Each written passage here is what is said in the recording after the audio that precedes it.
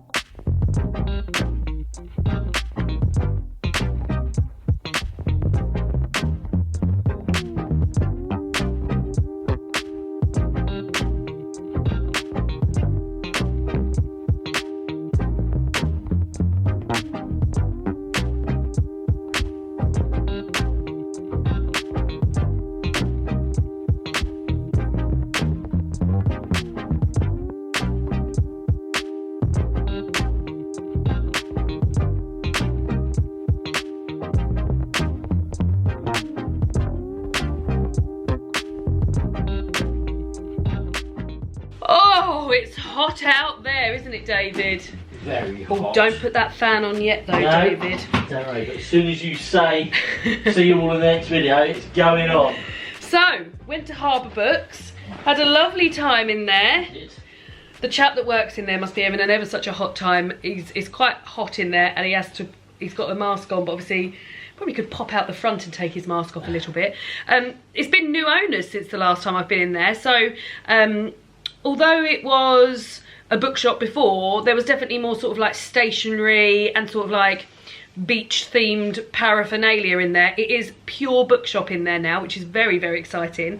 And he actually said that they have been doing some Zoom book clubs, so I'm going to definitely look into joining some of their Zoom book clubs. But bought a whole host of books. I can't remember how many. Let me have a look. 3, 4, 5, 6, 7. So let me show you the 7 books that I bought, 2 of which are for David, and then I'm going to have a little look and think what I want to read on the big night. And David, I guess you'll have to have a little think about what you're going to read on the big night. I also got a trusted tote bag as ever.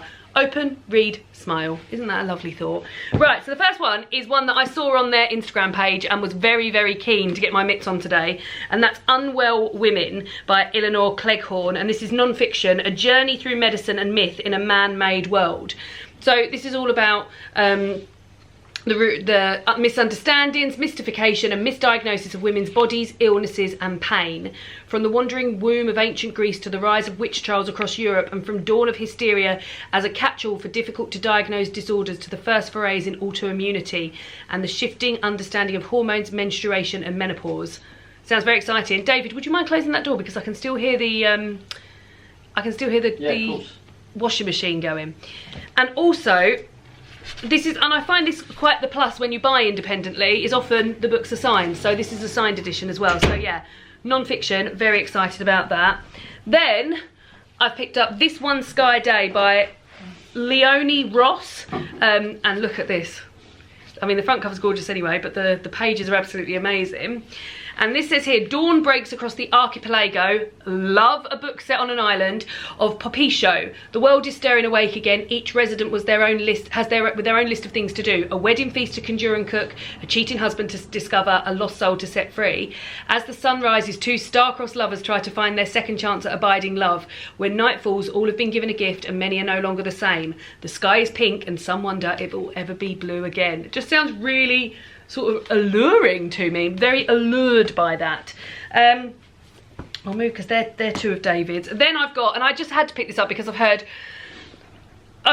such hype about it that I feel quite excited about it. And this is The Manningtree Witches by A.K. Blackmore. Actually, when I picked it up, I don't know why, but I don't know why I was led to believe, but I thought it was a big chunky book, so I was quite surprised to see that it was a short little guy. And this is set in England in 1963, and it says, Parliament is battling the king, the war between the Roundheads and the Cavalier rages, puritanical fervour has gripped the nation, and the hot terror of damnation burns in every shadow. And this is set in Manningtree, which has no men since the wars began. The women are left to their own devices. At the margins of this diminished community are those who are barely tolerated by the affluent villagers, the old, the poor, the unmarried, the sharp-tongued. Rebecca West, daughter of formidable Beldam West, fatherless and husbandless, chafes against the drudgery of her days, livened only by her infatuation with the clerk, John Eads. But then newcomer Matthew Hopkins takes over the Thorn Inn and begins to ask questions about the women of the margins. When a child falls ill with a fever and starts to rave about covens and packs, the questions take on a bladed edge. So I feel very excited about that, but also I think I might hang on to this until October and then read that when it's witch month. So I think I might do that. And then this is one that's been on my radar for a very long time, Felix Ever After by Case and Calendar. And I knew it was out in paperback, and then I saw these. I'm a real sucker for a printed edge. And this is YA, and this is about Felix. The tagline on it made me quite excited. What did it say? It's easiest. Oh no, is it? What did I know? Oh, so it's about Felix Love has never been in love, and yes, he's painfully aware of the irony. He desperately wants to know what it's like and why it seems so easy for everyone but him to find someone. What's worse is that, even though he is proud of his identity, Felix also secretly fears that he's one marginalised too many, black, queer and transgender, to get his own happy ever after.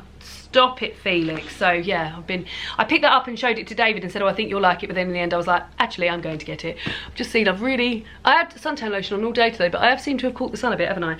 And then the last one before we move on to David's two is Leave the World Behind by Ruman Alarm, and I didn't realise this was out in paperback, so I've been meaning to get my hands on the hardback of this for a long time, and then saw it was out in paperback and thought I cannot not get this.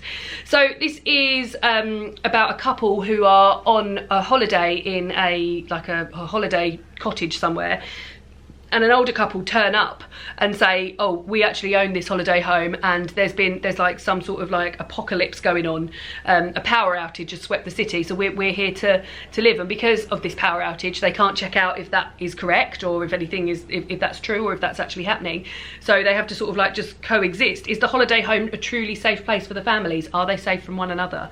So yeah, that sounds very, very good. And then the next two that I've got for David, but also I imagine I will be reading them. And David's got to pick one that he'll be reading for Cosy Reading Night. Are you going to pick today, David, or are you going to wait and see how you feel on the day? I'll wait and see. It's too hot to do anything. It is quite hot. So this is Ace of Spades by Farida Abike Iyamidi. This has only just come out because I had it on a potential to order as a pre-order, but then ended up buying it today. So this is set in Niveus Private Academy, where money paves the hallways and the students are never less than perfect until now, because anonymous texter Aces is bringing two students' dark secrets to life. And the two students are talented musician Devon, buries himself in rehearsals, but he can't escape the spotlight when his private photos go public, and head girl Chiamaka isn't afraid to get what she wants, but soon everybody will know the price she has paid for power. Someone is out to get them both, someone who holds all the aces, and they're planning much more than a high school game. So yeah, that is, I will also be reading that, but David loves a bit of YA, don't you, David? Oh, I certainly do. And then The Black Kids by Christina Hammonds Reid, and I really, really love this front cover. I feel like it's just like the reflection in her glasses of these palm trees on fire. It just looks amazing. This is set in Los Angeles in 1992, and it says Ashley Bennett's life is perfect. Living in a big house on the right side of town, her parents have worked hard to create a model black family image and to ensure Ashley and her children are protected. Ashley and her sister are protected and safe. Then 4 LAPD officers are acquitted after beating a black man, Rodney King, half to death. Suddenly Ashley's just not one of the girls. She's one of the black kids. So yeah, it says who is the us and who is the them. But yeah, David read the back of that and said, oh yeah, that's right up my street. So yeah, those two, David will be reading one of those. What am I going to read on the very night? Well, I think I'm going to read a little bit of my non-fiction book. I don't know how this is set up, so maybe I'll read like a chapter of that, because I do quite like to have a non-fiction book on the go at the same time as another. I might go for Leave the World Alone. I have been meaning to read this for a long time, so yeah, I think maybe on Cosy Reading Night I'll be reading these books, but obviously anything can change because those are also exciting to me, and also maybe I'll end up reading one of the ones that David doesn't read, who knows. Thank you for joining me for today's video, for the little book haul and the little trip to the bookshop. Wasn't it lovely? I said to the guy who worked in there, this is the first bookshop I've been in and I'm so happy to be here, and I really was. And hopefully you will be joining me on Saturday the 26th of June at 7 PM BST till 10 PM, and yeah, Cosy Reading Night in collaboration with Independent Bookshop Week. Love to see you there and hope to see you there. See you all again soon. Bye!